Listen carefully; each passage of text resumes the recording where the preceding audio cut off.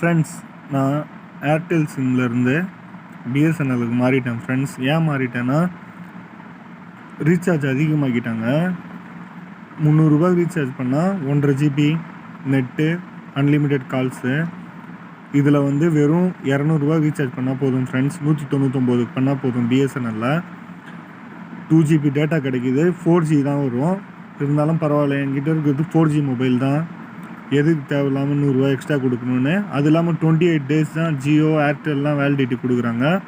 நம்மளுக்கு பிஎஸ்என்எல்லில் 30 நாள் வேலிடிட்டி கொடுக்குறாங்க.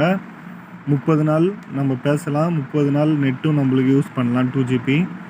அதனால் பிஎஸ்என்எலுக்கு மாறினேன் ஃப்ரெண்ட்ஸ். ஏன் நம்ம காசு தேவையில்லாமல் செலவு பண்ணோம், அதனால் நான் பிஎஸ்என்எலுக்கு மாறிட்டேன். யோசித்து நீங்களும் மாறிடுங்க. டபுள் சிம் இருந்தால் ஒரு சிம் பிஎஸ்என்எல்லாம் யூஸ் பண்ணி பாருங்கள். சிங்கிள் சிம் இருந்தாலும் தைரியமாக மாறலாம். சூப்பராக இருக்குது ஃப்ரெண்ட்ஸ் நெட்வொர்க்கு. Bye friends.